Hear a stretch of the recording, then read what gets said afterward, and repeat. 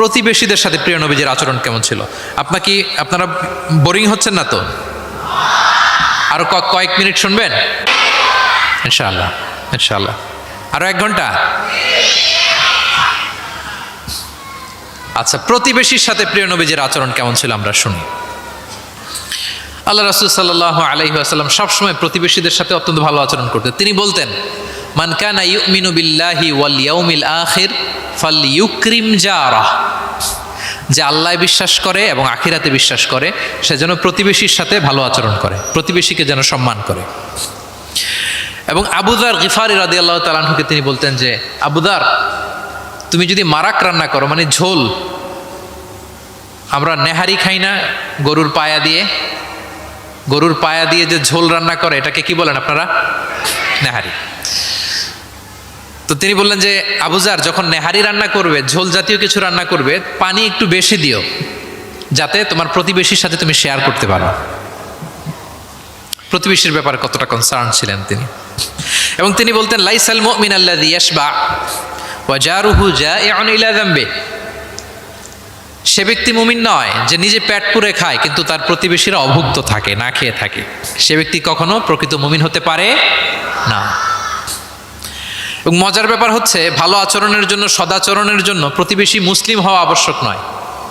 আমি আবারও বলছি, ব্যাপারটা এমন না যে আমার মুসলিম প্রতিবেশী আমি ভালো আচরণ করব, আমার হয়তো বৌদ্ধ প্রতিবেশী বা হিন্দু প্রতিবেশী, এজন্য ওদের সাথে আমি ভালো আচরণ করব না। ব্যাপারটা কি এমন না।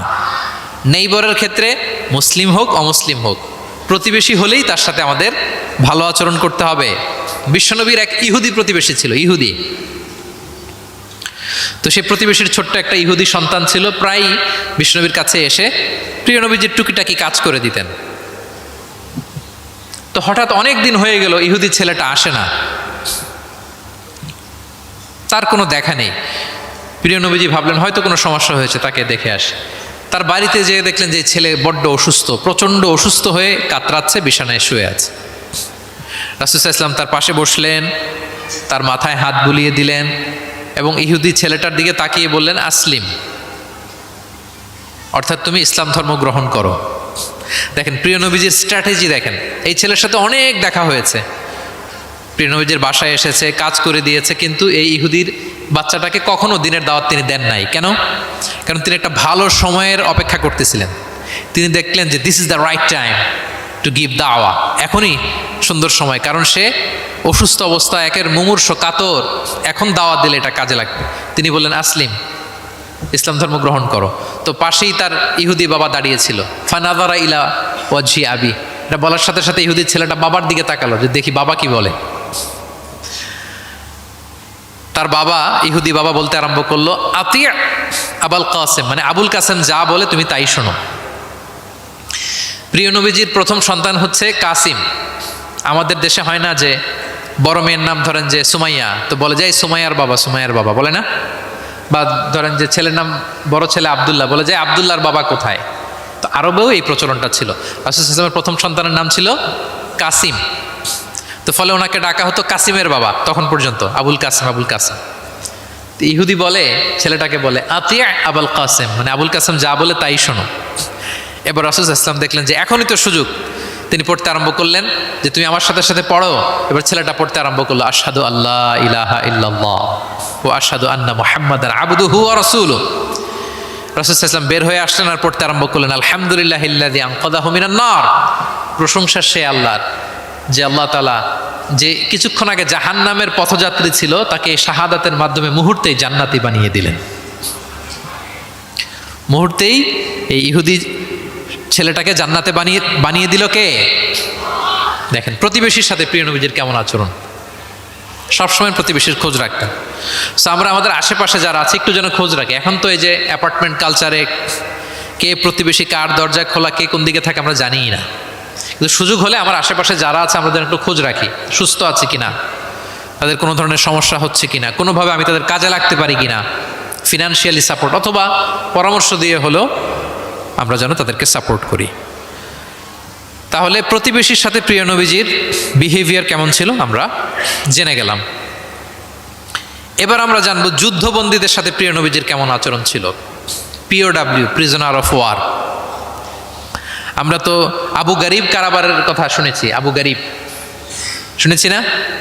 গুয়ান্তানামো বে, আয়নাঘর, এটা তো সবাই শুনেছি। আয়নাঘরের নাম শোনেন নাই?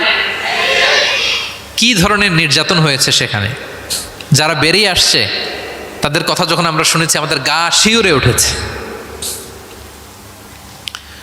যুগে যুগে যুদ্ধবন্দীদের সাথে মানুষ কেমন আচরণ করত। আয়নাঘরেরা তো আর যুদ্ধবন্দী না, এটা তো এদেশের স্বাধীন নাগরিকদের উপর জুলুম করা হয়েছে, অপারেশন চালানো হয়েছে।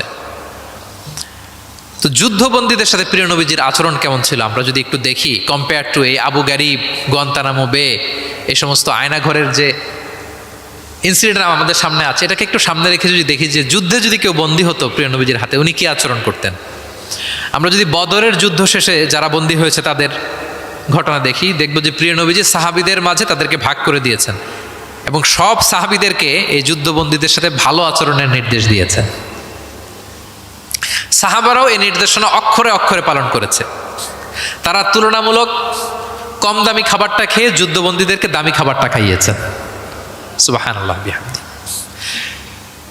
একটা ছোট্ট ঘটনা শেয়ার করলে বুঝতে পারবেন যে প্রিয় নবীজি যুদ্ধবন্দীদের সাথে কেমন আচরণ করতেন। সুমামা ইবনে উসাল রাদিয়াল্লাহু তাআলা আনহু, উনি ইয়ামামার অধিবাসী ছিলেন।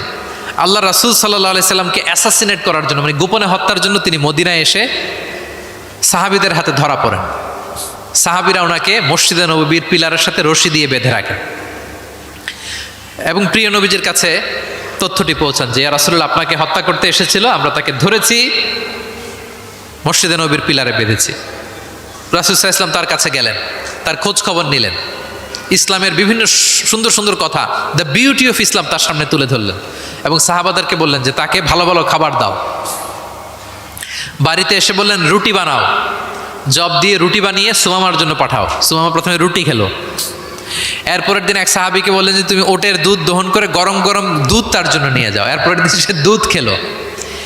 এভাবে প্রিয় নবীজি প্রতিদিন তার সাথে দেখা করেন এবং ইসলামের সুন্দর সুন্দর কথাগুলো তাকে শোনান। সুমামা তো অবাক যে তোমরা যুদ্ধবন্দীদের সাথে এমন আচরণ করো। সুমামা রীতিমতো অবাক যে জামাই আদর চলতেছে টানা 3 দিন। আর রাসূল সাল্লাল্লাহু আলাইহি ওয়াসাল্লামের কাছে যখন ইসলামের বিভিন্ন বিষয়গুলো সে শুনতে শুনতে অবাক হয়ে ইসলামের প্রতি তিনি আকৃষ্ট হতে লাগলেন। টানা 3 দিন তাকে যখন প্রিয় নবীজি দাওয়াত দিলেন, আপ্যায়ন করলেন, 3 দিন পরে প্রিয় নবীজি সাহাবীদেরকে বললেন যাও এবার মসজিদে নববীর ওখানে যে সুমামার দেহ থেকে রশিটা খুলে দাও। সাহাবারা বললেন ইয়া রাসূলুল্লাহ সে ভয়ঙ্কর খুনি, সে অত্যন্ত ভয়ঙ্কর, আপনি তাকে চিনেন না। প্রিয় নবীজি বললেন আমি যা বললাম তাই করো, যাও তার রশিটা খুলে দাও। সাহাবারা যে এবার সুমামার রশিটা খুলে দিল। সুমামা তখন মসজিদ থেকে বের হয়ে মসজিদে নববীর পাশে একটা কুয়া ছিল, ওই কুয়ার ওখানে যে গোসল করলেন, গোসল করে অজু করে আসলেন। এসে মসজিদে নবীর সামনে দাঁড়িয়ে সাক্ষ্য দিলেন আশহাদু আল্লাহ ইলাহা ইল্লাল্লাহ ওয়া আশহাদু আন্না মুহাম্মাদান আবদুহু ওয়া রাসূলুহু। এবার তিনি বললেন হে আল্লাহর রাসূল আমি সাক্ষ্য দিচ্ছি আল্লাহ ছাড়া কোনো ইলাহ নেই এবং আপনি আল্লাহর প্রেরিত রাসূল। তিনি বললেন হে মুহাম্মদ এতদিন আপনার চাইতে কোনো অপ্রিয় চেহারা আমার কাছে ছিল না, সবচেয়ে অপছন্দ করতাম আপনাকে, কিন্তু এই মুহূর্তে থেকে আপনার চাইতে কোনো প্রিয় ব্যক্তিত্ব আমার জীবনে আর নাই।